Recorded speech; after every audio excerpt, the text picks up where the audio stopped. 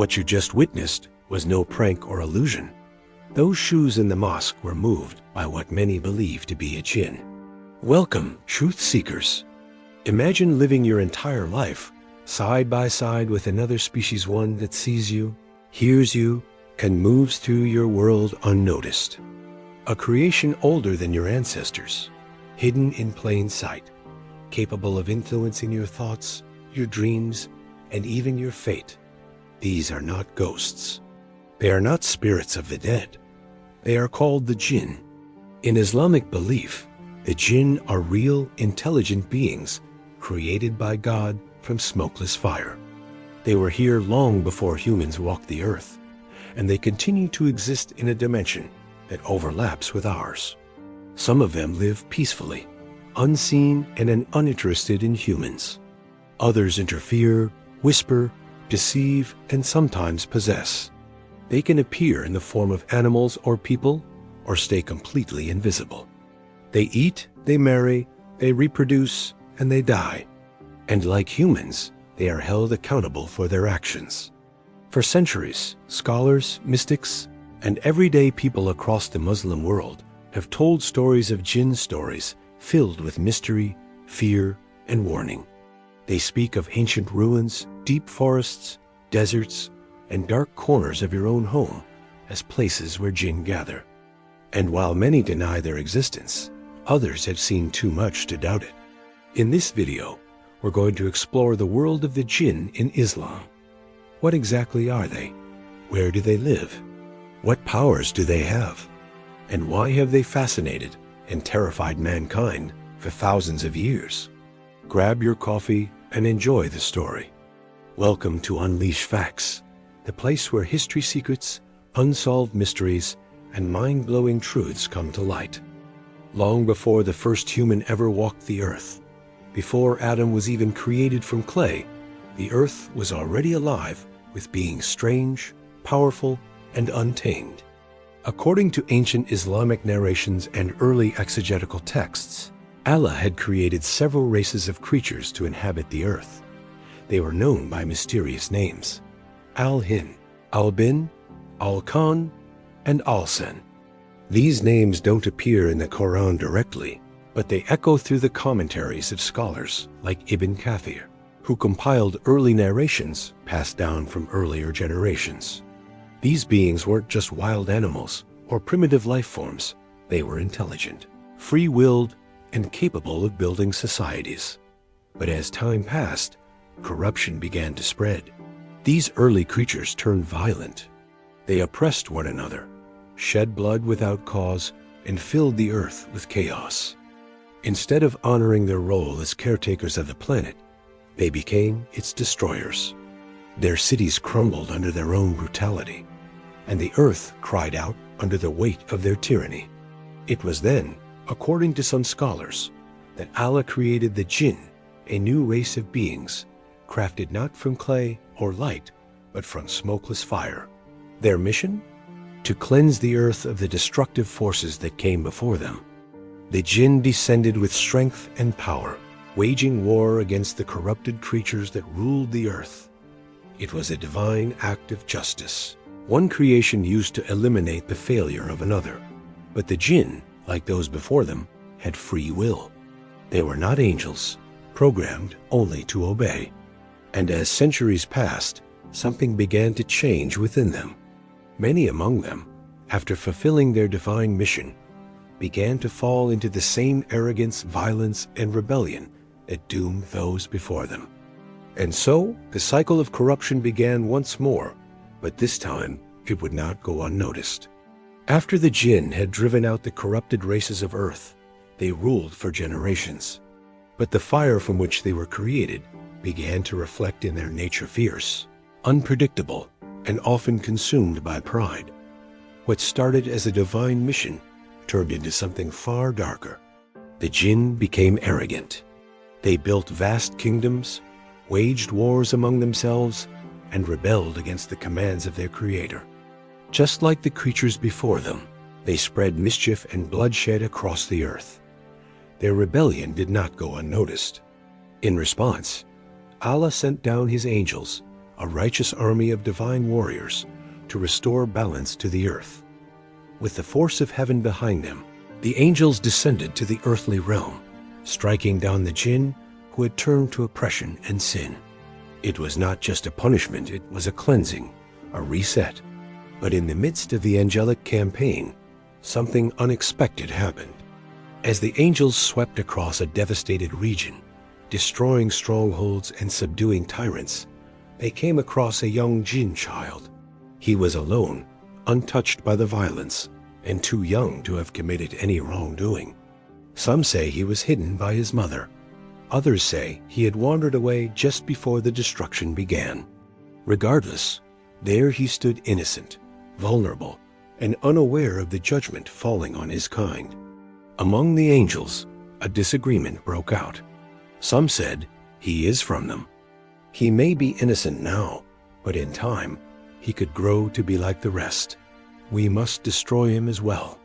But others hesitated. They saw no evil in the child, no hatred, no blood on his hands.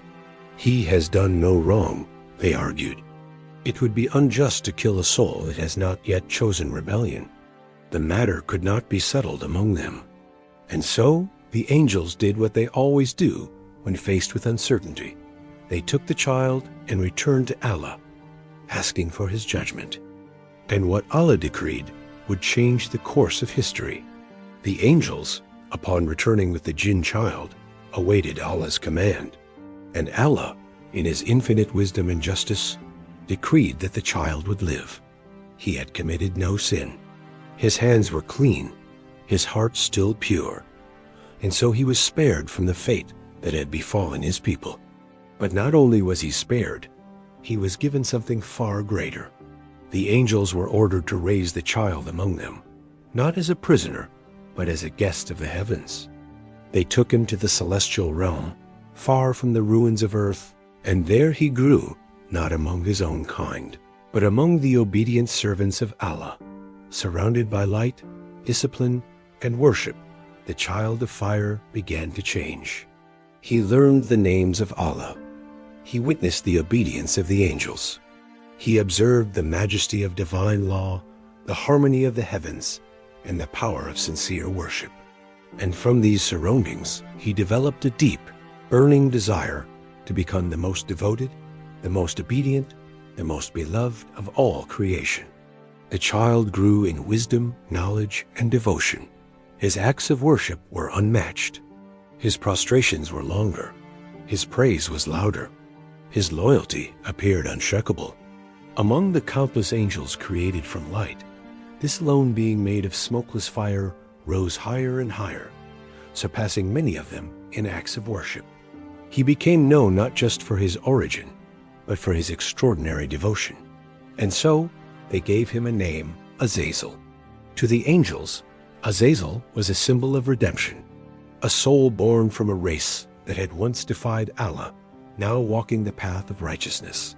He was admired, respected, and even loved. Some say he memorized every divine command ever revealed to the angels.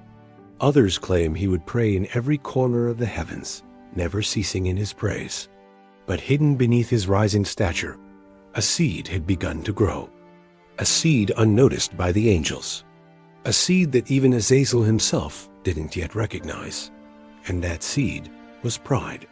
Azazel had risen to heights no Jinn had ever reached. Though he was born of fire, he stood among beings of light. He had become known in the heavens for his worship, his devotion, and his knowledge. Angels admired him. Some believed he was destined for eternal closeness to Allah. But what no one saw, what not even Azazel recognized, was that all his worship was building something dangerous inside him. It wasn't love. It wasn't humility. It was pride. Then came the moment that would shatter the illusion. Allah announced to the angels and the heavenly assembly, "I am going to create a Khalifa on earth, a vicegerent, a new creation, one made not from fire or light, but from clay, mud, earth, a material far beneath the flame that forged Azazel and the radiance that birthed the angels." That creation was Adam. To the angels, the news brought curiosity. To Azazel, it brought confusion, and then something darker. How could something made of dirt be honored in such a way? Why would Allah elevate a creature from clay when he, Azazel, had spent centuries in worship, rising above even the angels? As Adam was formed, Allah breathed into him his spirit. He taught him the names of all things. He made him unique, capable of reason, speech, and choice. And then came the ultimate test. Allah commanded the entire assembly, prostrate to Adam. Every angel, without hesitation, bowed in obedience, not because Adam was divine, but because Allah had commanded it. Every being in the celestial court lowered themselves except one, Azazel. He stood tall while all others humbled themselves. His heart boiled. His face burned. He refused. When questioned by Allah himself, Azazel responded not with humility, but with arrogance. I am better than him. You created me from fire, and you created him from clay. In that moment, centuries of worship were reduced to dust. The one who had once been raised for his devotion was now exposed for his pride. Azazel could not accept that someone beneath him in origin would be placed above him in honor.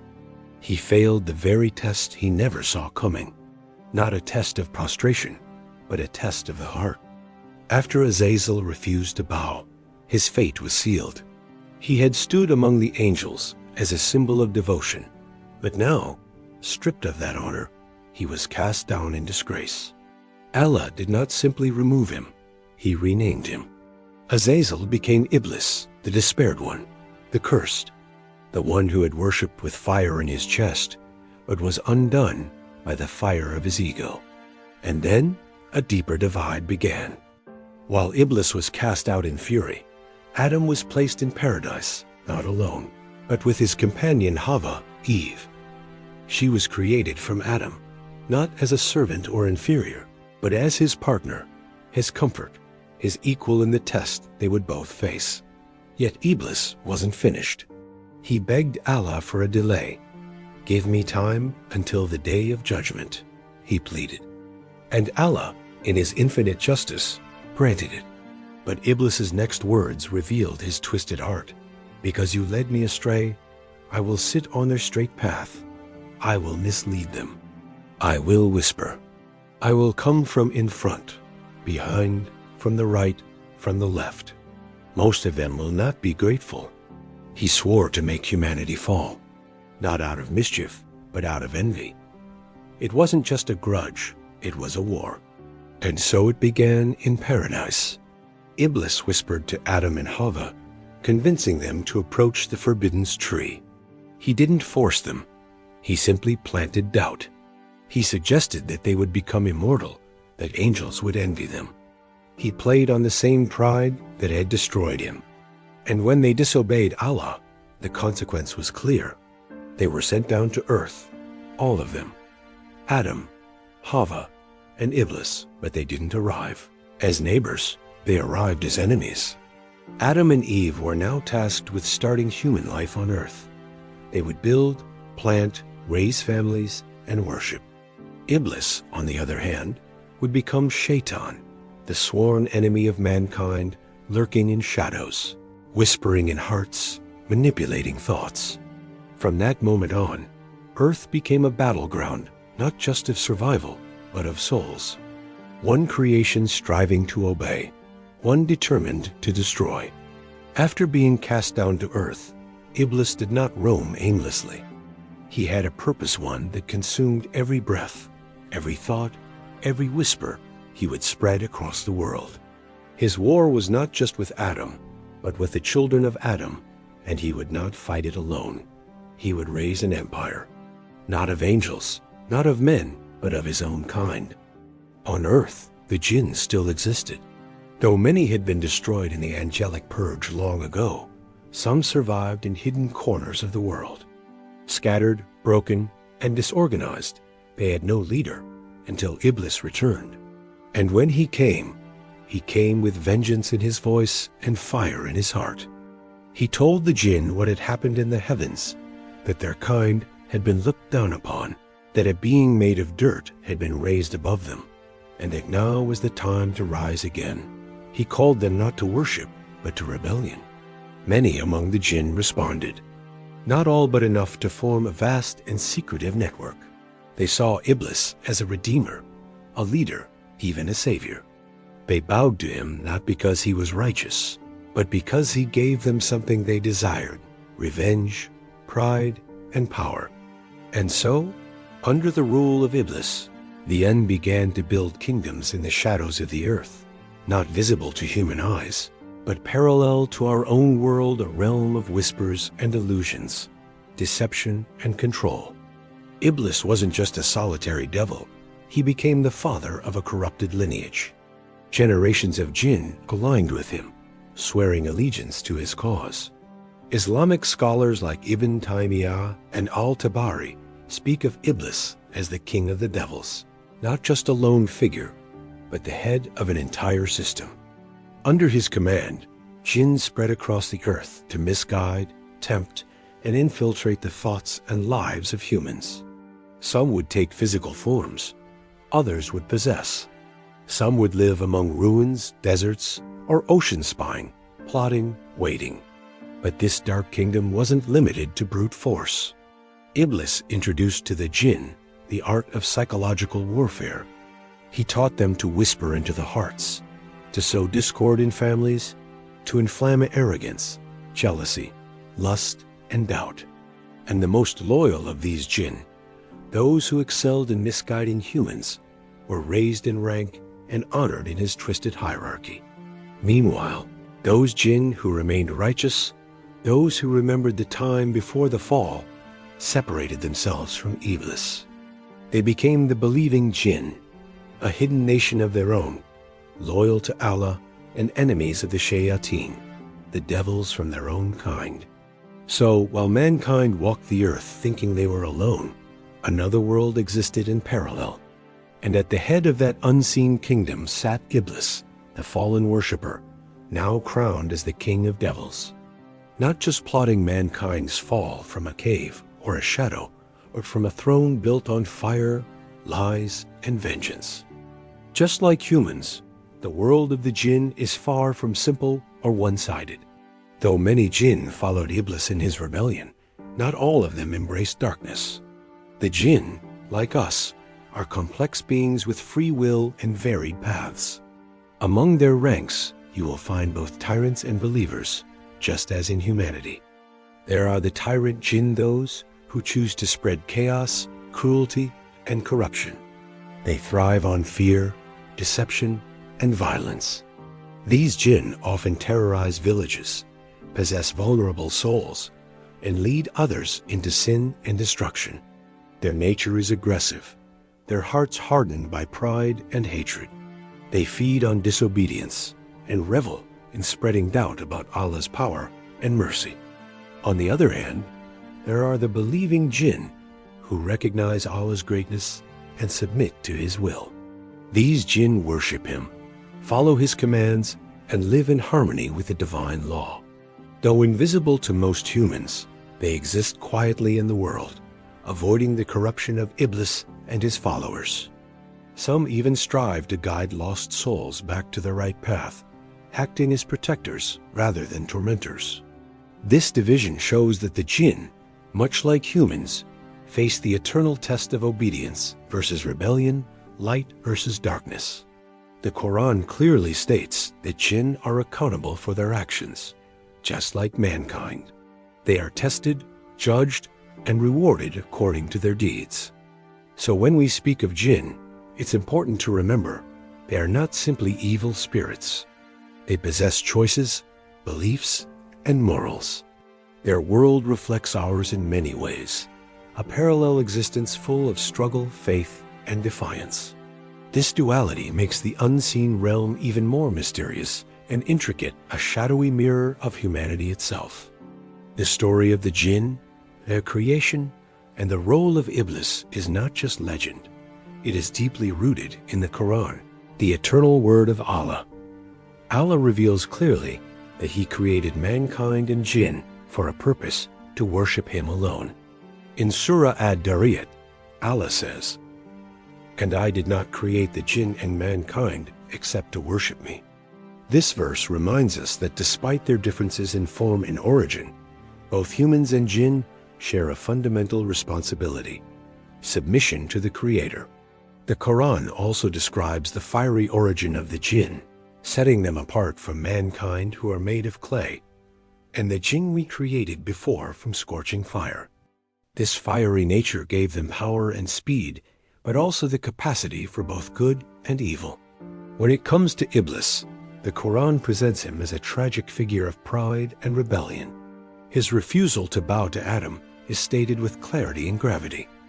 And mention, when we said to the angels, "Prostrate to Adam," and they prostrated except for Iblis. He refused and was arrogant and became of the disbelievers. His arrogance wasn't just a simple disobedience, it was a conscious rejection of Allah's command, born from his belief that fire was superior to clay. Allah also reveals Iblis's vow of enmity toward mankind. He said, "Because you have sent me astray, I will surely sit and wait for them on your straight path. Then I will come to them from before them, and from behind them, and on their right, and on their left. And you will not find most of them grateful." This verse captures the endless battle between Shaitan and humanity, the constant struggle to resist his whispers and temptations. In this divine narrative, we see the purpose behind creation and the ongoing test for all beings, jinn and humans alike. It is a battle of obedience, faith, and humility against pride, rebellion, and deception. The Quran invites us to recognize these truths, to remain vigilant against Iblis's schemes, and to seek refuge in Allah's guidance at every step. Throughout history, the relationship between humans and jinn has been complex, mysterious, and at times deeply intertwined. Many events recorded in Islamic tradition reveal moments when the worlds of humans and jinn crossed paths, sometimes peacefully, sometimes dangerously. Jinn have been known to interact with humans in various ways, from inspiring poets and scholars to possessing or misleading the vulnerable. One famous example is the story of Prophet Solomon, who was granted by Allah the power to control the jinn. The Quran describes how jinn served him, building great palaces and performing incredible feats under his command, all by Allah's permission. This unique relationship showed that jinn could be subjugated for good and used to fulfill divine tasks. On the other hand, there are warnings about jinn possession, cases where malevolent jinn influence or take control over humans, causing illness, madness, or misfortune. The Prophet Muhammad taught specific prayers and protective measures to guard against such harm, emphasizing the importance of faith and trust in Allah's protection. Additionally, some historical reports speak of jinn gathering in secret, influencing politics or causing unexplained phenomena. While many of these accounts mix legend and fact, they underscore the belief that jinn remain active and present, influencing the human world in subtle, hidden ways. Even today, many cultures recount stories of encounters with jinn, whether through whispered voices in the night, objects moving without explanation, or dreams that blur the line between this world and the unseen. These interactions remind us that the jinn are not distant myths, but real beings sharing our world, challenging us to stay aware, cautious, and faithful. One of the most haunting and revealing verses about the jinn comes from Surah Al-A'raf, where Allah says, "Indeed, he, Iblis, and his tribe see you from where you do not see them." This verse isn't just a theological insight, it's a direct warning to humanity. It tells us something chilling, that the forces of Shaitan are always watching, always lurking, always observing us from a realm we cannot penetrate with our senses. While we go about our daily lives unaware, they study our weaknesses, wait for our lapses, and whisper in our moments of doubt. This ability gives the jinn, especially the followers of Iblis, a clear tactical advantage. They don't need to attack openly. They influence silently. They implant fear, anger, lust, and despair with whispers that seem like our own thoughts. They fuel division, whisper lies, and create confusion all without being seen. Yet Allah reminds us not to live in fear, but to seek protection in Him. That's why the Prophet Muhammad taught us specific supplications du'as to say when entering the house, the bathroom, or before sleeping. These aren't just rituals. They're shields against unseen dangers. The enemy is invisible, but our defense is invincible when rooted in faith. Thanks for watching, Truth Seekers. Stay aware, stay guided, and never forget the unseen is watching. See you in the next one.